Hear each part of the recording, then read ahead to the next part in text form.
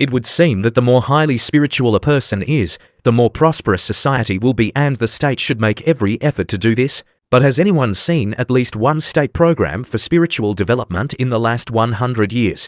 We are not, and there is one very good reason for this. The more spiritual a person becomes, the more difficult it is to control them. As soon as people touch the spiritual, life on the planet will change dramatically. After all, as soon as awareness wakes up in a person, his life values and guidelines change. As soon as a person wakes up, the veil falls from his eyes and he throws off all the shackles that held him back. He sees this world from a completely different angle. He sees the reasons that triggered this or that action and the consequences to which it will lead. And this person is almost impossible to manipulate. He sees these manipulations. But while creative individuals actively shape their lives by following passion and creating themselves in accordance with an inner ideal, voluntary slaves allow society to determine their fate to one degree or another. Voluntary slavery is a natural state of humanity. This state of affairs is due to the innate tendency of people to rely on the approval of others in their sense of self-worth. As Mark Twain noted, it is our nature to adapt. This is a force that few people can resist. What is the reason for it? An innate need for self-affirmation. In childhood, we turn to our parents to understand whether we are good or bad, and our sense of self largely depends on their reaction. For children, this is natural and inevitable. But as we grow up, we continue to depend on the opinions of others. Instead of developing self-confidence and evaluating our worth based on our own values, we continue to depend on the opinions of others. We look at the approval and criticism from family, friends, colleagues, and even strangers to determine our worth. And although it is important to take into account the reactions of others, many people care so much about the opinions of others that it prevents them from living a full life. They become willing slaves. You don't need special conditions or situations to realize this overwhelming need of many to impress others. These people assess their importance by what others think of them. In other words, instead of building their lives, they let the world shape them. Instead of acting according to their desires, if they would only allow themselves to be themselves, they act as others expect them to. A person who devotes his life to developing creative abilities and following his passion should evaluate his self-esteem based on his own ideals, because this is exactly what it means to create your life. For such a person, it does not matter whether his creations are admired or criticized by others.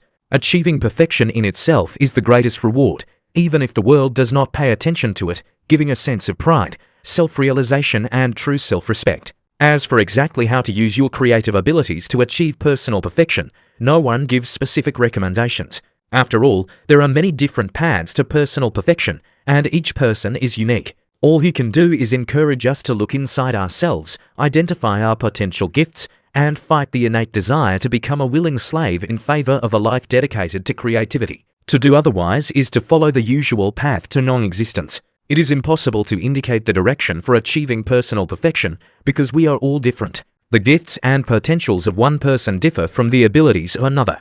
Every person is unique. His abilities are not exactly comparable to anyone else on earth. It follows from this that the perfection of one person depends only on him. No one can tell you how to achieve your goal. Your task is simply to find one or more areas in which you can succeed, and then make it your main business in life. To do otherwise, neglecting the treasures that you are potentially gifted with, means simply wasting your life, a path into oblivion accessible only to ordinary people. The reason why wasting your life is a common thing is simply that it is much easier to sail through life doing what others do and thinking the way others think than to risk being ridiculed and disapproved in the pursuit of perfection. Setting an ideal and using creativity to strive to achieve this ideal is perhaps the most difficult task of all, which is why so few people achieve perfection. Look at your life seriously. What do you spend most of your time on? Does it do you any good? Does it help to make life better in the future? If not, it's worth changing something in your daily routine. There are people who constantly find life too hard, and they talk about it all the time. Think about it. Have you turned into one of these characters? If you regularly complain about your job, boss, salary, neighbors, or partner, you're just spreading negativity. And it doesn't change anything. It just prevents you from moving forward. Try to get rid of this habit and talk more often about what you like in your life. If you do not develop and learn nothing, stagnation ensues.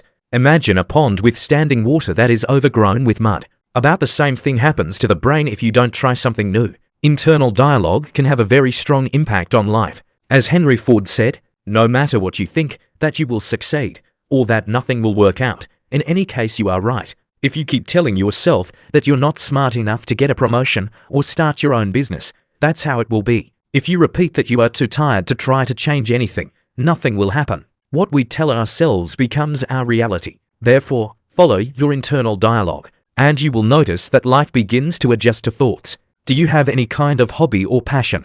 Many people think that they are simply not interested in anything, but this does not happen. There must be something that pleases you and gives you pleasure. Find such an activity or hobby and give it more time. At the same time, it is very important to be in the present moment, but sometimes you need to think about what you want from the future. If you don't have a goal, you move through life like a boat that drifts in the ocean hoping to wash up on some shore. This is not a good strategy. Imagine that you have a sensor inside that leads you to the goal. Listen to him and make a step-by-step action plan that will help you get to where you would like to be. You spend too much time with people who pull you back. They are not called energy vampires for nothing. They draw energy from others and give nothing in return. With such people, you will not get ahead, you will not get better. Try to stop or at least reduce communication, and spend more time with those who are trying to grow themselves and support others. Remember how much time you've wasted navigating from app to app on your phone or hanging out on social media. And also imagine how it affects your relationships with others. After all, if you do not look up from your phone at a family dinner or friendly gatherings, you miss the opportunity to be with your loved ones consciously. There is a big difference between need and want, but in today's consumer society this boundary is very blurred. Some have completely forgotten how to distinguish it.